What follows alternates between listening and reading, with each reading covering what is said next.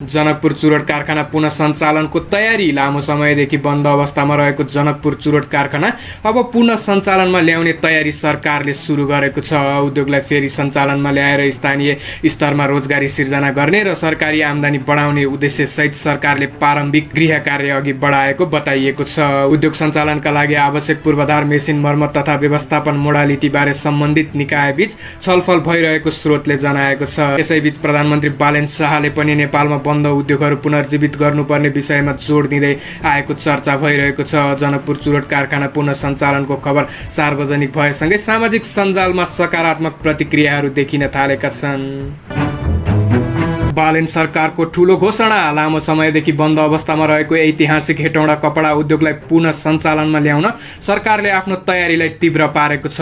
उद्योगको वर्तमान अवस्था, मेसिनहरूको स्थिति र पुनः सञ्चालनको मोडालिटी बारे बुझ्न उद्योग, वाणिज्य तथा आपूर्ति मन्त्री गौरी कुमारी यादवले हेटौँडा औद्योगिक क्षेत्रको स्थलगत निरीक्षण गरेकी छन्। निरीक्षणका क्रममा मन्त्री यादवले उद्योगका भौतिक संरचना र बिग्रिएका मेसिनहरूको अवस्थाबारे जानकारी लिँदै यसलाई कसरी छिटो र प्रभावकारी रूपमा सञ्चालन गर्न सकिने भन्ने विषयमा सरोकारवालाहरूसँग बृहत छलफल गरेकी छन्। लामो समयदेखि बन्द अवस्थामा रहेको हेटौँडा कपडा उद्योग पुनः सञ्चालनमा आए देशमा स्वदेशी उत्पादन, रोजगारी र औद्योगिक पुनर्जागरणमा ठूलो प्रभाव पर्ने अपेक्षा गरिएको छ। सरकारले पुरानो उद्योगहरूलाई फेरि सञ्चालनमा ल्याउने तयारी गर्दाखेरि सरकारको यो कार्यक्रम तपाईहरूलाई कस्तो लागेको छ? आफ्नो धारणा व्यक्त गर्न भने नभुल्नुहोला।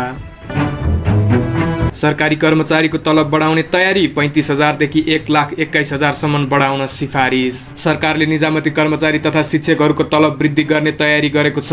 तलब भत्ता पुनरावलोकन समितिले कार्यालय सहयोगीदेखि मुख्य सचिवसम्मको तलब ठूलो परिणाममा बढाउन सिफारिस गरेको छ। यो सिफारिस लागू भएमा कर्मचारीहरूको तलबमा 27 देखि 56% सम्म वृद्धि हुन सक्ने अनुमान गरिएको छ।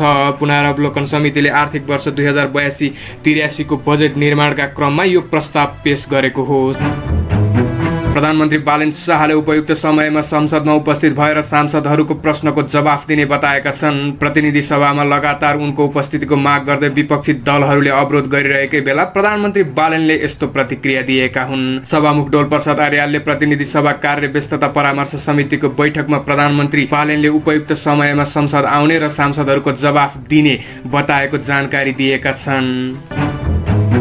कास्की जिल्ला अदालतले रवि लामिछाने र जीबी राई विरुद्ध दायर मुद्दा संशोधन गरेको छ। अदालतले उनीहरूमाथि लगाएको सम्पत्ति शुद्धिकरण र संगठित अपराध सम्बन्धी अभियोग खारेज गर्दै अब सहकारी ठगी सम्बन्धी मुद्दा मात्र कायम रहने निर्णय गरेको हो। यससँगै अब मुद्दा सहकारी रकम अपचलन र ठगी सम्बन्धी विषयमा केन्द्रित भएर अघि बढ्ने बताइएको छ।